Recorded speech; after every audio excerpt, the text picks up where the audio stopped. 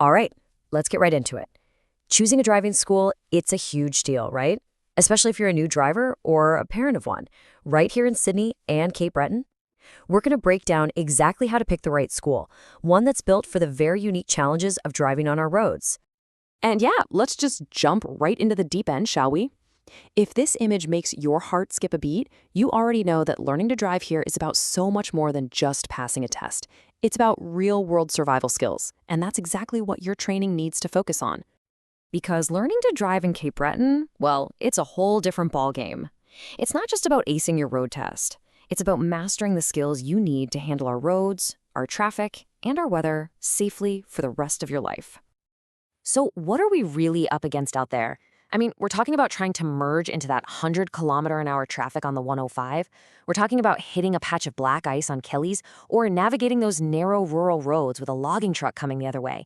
And don't even get me started on downtown Sydney traffic.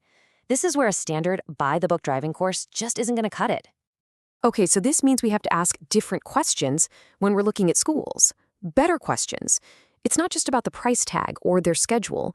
It's about whether their training actually prepares you for our reality. So what should you be asking? You need to ask them point blank, something like, when a truck forces me onto the shoulder of the road, will I have the practiced, in-car skill to get back on the pavement safely, or just a theory I read about in a textbook? It's a critical difference. And let's talk about our main artery, the 105. It's not enough to ask if they teach highway driving. The real question, the one you need an answer to, is how they teach it.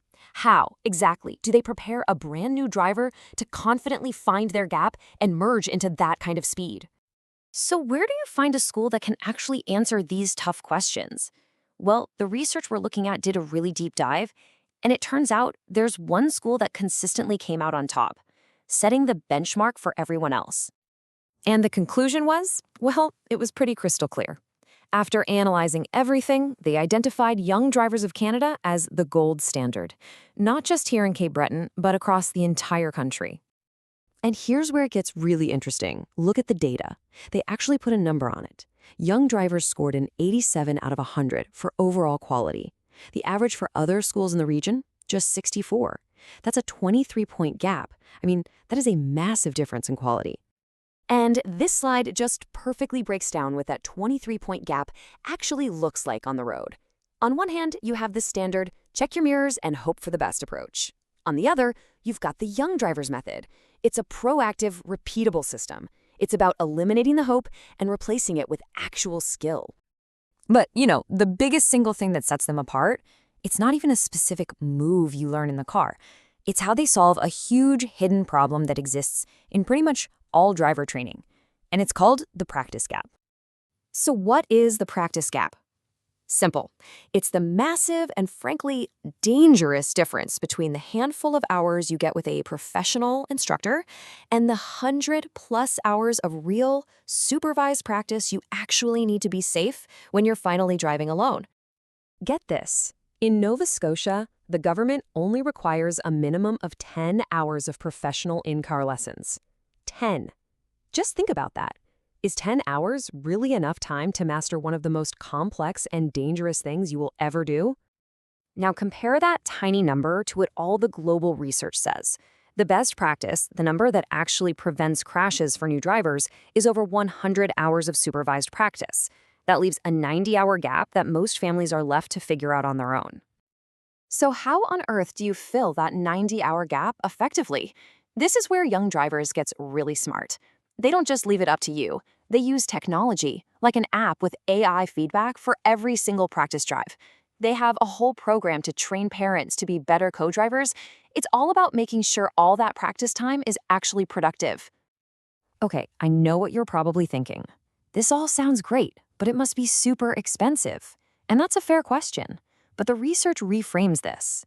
It's not about the upfront cost. It's about the long-term investment. And the return on that investment is huge. Let's just look at the numbers. Yeah, the upfront cost might be a little bit more, but look at what you get back.